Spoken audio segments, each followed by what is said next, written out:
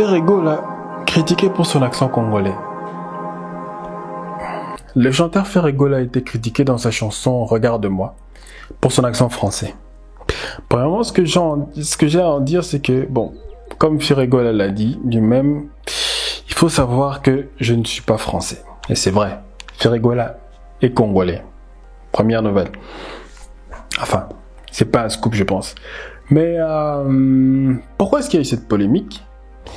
Je pense qu'il y a quand même un problème avec le fait que quelqu'un parle. En fait, il y a peut-être, je sais pas, peut-être que c'est une honte, je sais pas, hein, que quelqu'un parle français à un Congolais, par exemple, avec son accent à lui, son accent congolais.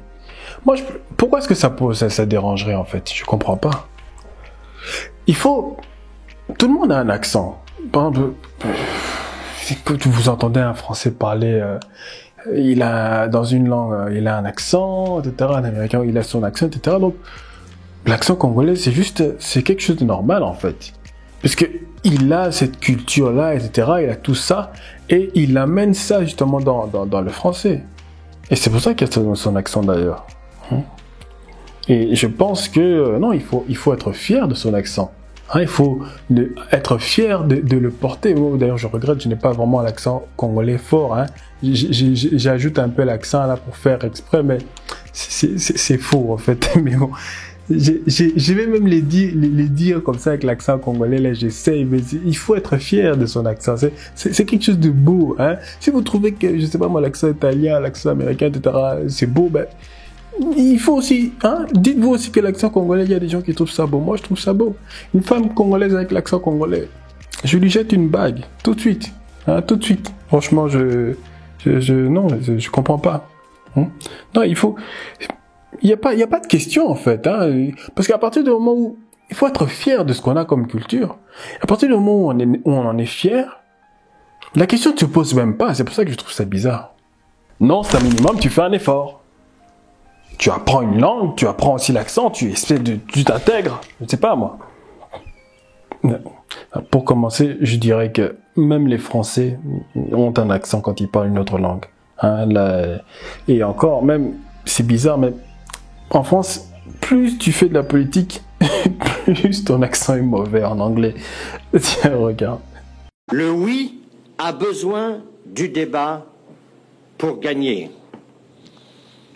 Win, the yes needs a no to win. Again the no.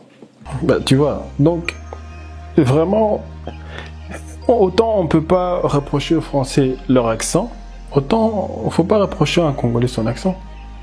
D'ailleurs, dis-moi, quelle est la référence en matière d'accent français? Non, c'est pas une belle question. Quelle est la référence? La France, voilà. Déjà, la France n'est pas correcte. Parce que en France, déjà, il y a plusieurs accents. Il y a l'accent limousin, l'accent marseillais, l'accent corse, etc. Donc, l'accent dont tu parles, c'est l'accent de Paris. Donc, déjà, Paris, par rapport à toute la France, tu vois. Donc, Paris, ok, on va dire, Paris, c'est Paris qui donne l'accent. Mais, quand tu regardes Paris, Paris n'est plus la capitale de la francophonie. Paris n'est plus la première ville, la plus grande ville francophone. Depuis longtemps d'ailleurs, c'est Kinshasa. Paris, c'est 2 millions d'habitants. Kinshasa, c'est 14 millions. La RDC, c'est... la France, pardon. La France, c'est 66 millions d'habitants. La RDC, c'est 90 millions. 90 millions d'habitants. Donc déjà, la majorité des francophones ne sont pas en France, mais en RDC.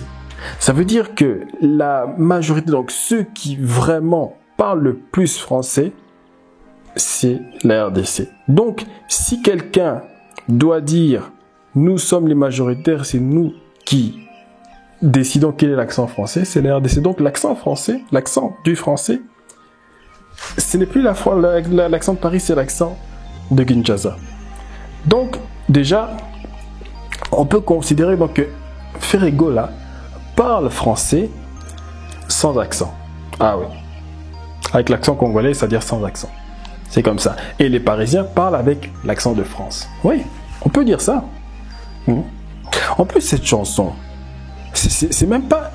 Ferré a fait une chanson qui est vraiment magnifique, mais c'est pour moi, c'est la plus belle chanson depuis Pakajuma. Moi, je suis encore resté sur Pakajuma, je suis encore choqué tellement c'était beau. Et là, il a donné un truc, et surtout la partie là, c'était tellement beau que même les musiciens derrière, ils étaient là. Ah, Tika, non, c'est trop, c'est trop. Non, mais vraiment, concentrez-vous un peu sur la musique, sur l'œuvre, c'est magnifique. Quand j'ai écouté ça, j'ai dit non, Papa Wemba, vraiment, Oti Mokitani. Donc, Papa Wemba tu as laissé un héritier. Non, c'est clair. Non, et vraiment, c'est vraiment l'héritier de Ferré. Et si Ferré regarde cette vidéo, franchement,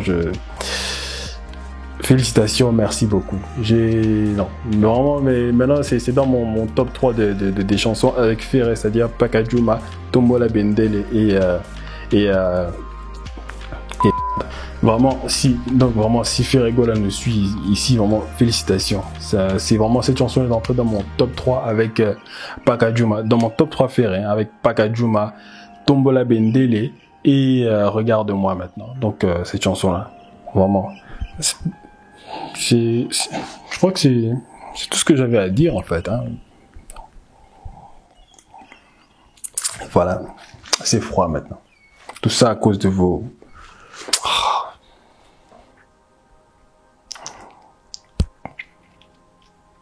Si vous avez aimé cette discussion, n'oubliez pas donc de vous abonner à la chaîne YouTube Little Lingala. Abonnez-vous, partagez autour de vous, parlez-en autour de vous. Et aussi, si vous êtes intéressé par les cours de Lingala, suivez-nous, donc allez sur littlingala.com, on a des cours en vidéoconférence. Vous avez des profs avec qui vous êtes connectés en vidéoconférence et vous avez cours avec eux. On a aussi des cours en podcast, c'est-à-dire des vidéos qui sont là, vous vous connectez sur le site comme sur Netflix, vous regardez les vidéos, etc. Donc on a tout pour vous faire plaisir, tout s'adapte à votre façon d'apprendre, que vous aimiez apprendre seul ou en groupe, etc. Vous pouvez apprendre quand vous êtes en vidéoconférence, par exemple, vous êtes avec un groupe, une classe, etc. Vous avez un groupe WhatsApp. C'est vraiment super adapté, quoi. On a vraiment fait les choses en grand. Voilà. Je vous dis à la prochaine.